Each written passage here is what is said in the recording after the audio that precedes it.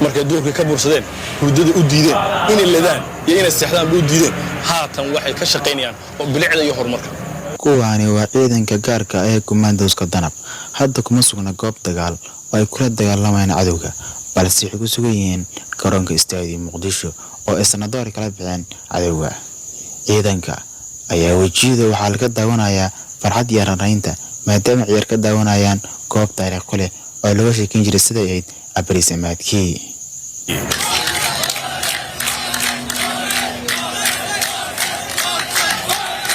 ciidanka qaarkood ayaa halkan ku ciyaari jiray yaraantoodii ayadoo taas u leedahay xusuus gooniya, halka qaar kale ay ka mid ahaayeen ciidamadii xoreeyay garoonka Stadium Muqdisho iyo goobo ku xeeran. xaqiiqdii maanta aad baan u faraxsanahay maxaa yeelay maanta waa maalin aad u weyn qiiradeedana ma aan mid oo soo koobi karo maxaa yeelay muddo badan aan boogay barxadan waxaan ku ciyaari jiray anoo yar oo 6 jir daba jira ka bacdii waxaa qabsaday maleeshiyaadka cadawga ee ummadda Soomaaliyeed. maanta waa faraxsanahay anoo mas'uula oo ciidanka oo Commandos Danab in ay timaado booqasho aan daawado aad u faraxsanahay. waxaan u mahadcelinayaa madaxda dawladda oo ka qaabiday inay habeedo oo isku maamustay. aad baan ku madcelinaa meel walba joogtaan anoo ka tirsan ciidanka Commandos-ka oo meeshan amogay muddo badan oo maanta booqasho maaday aad waxa uu celinaa dawladda Soomaaliyeed horumarka aan gaarnay aan faraxsanahay.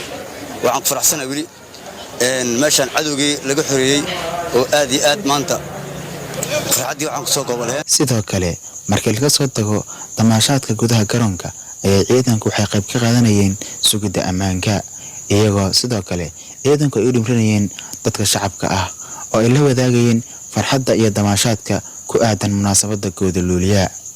garoonka Stadium Muqdisho ayaa waxaa la aasaasay sanadkii 1978 ayadoo sidoo kale dadban ay garoonka ku sheegaan inuu yahay astaanta nabadda Soomaaliyeed. marka dhagihiina ay soo gaadhay Stadium Muqdisho waxaad xasuusanaysaa ama way xasuusanayaan dad badan oo daawanaya, balse dhalinyarada Soomaaliyeed ee dhalatay burburkii kadib ma xasuusan karaan ama ma garan karaan Stadium Muqdisho soo yahay. arxalaawayaasha nabadiidka maleeshiyaadka Al-Shabaab ayaa waqti ka talin jiray, laakiin umay ogolayn inay halkan ku ciyaaraan dhalinyaradan.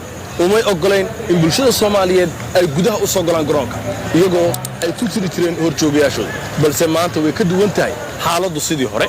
waxaa ku ciyaaraya dhalinyaro Soomaaliyeed oo aan iyagu soo gaarin inay waqtigan oo kale saaro kale ku ciyaaraan maadaama ay dhasheen burburkii kadib. gudaha Stadium Muqdisho saa arkaysaan daawadayaal waxaa ka socota in ciyaar u dhaxaysa labada kooxood ee Horseed iyo Banaadir. ciyaartaasoo lagu furay garoonka waxaa furay madaxweynaha Jamhuuriyadda Federaalka Soomaaliya ahna taliyaha guud ee ciidamada qalabka sida ee dawladda Federaalka Soomaaliya.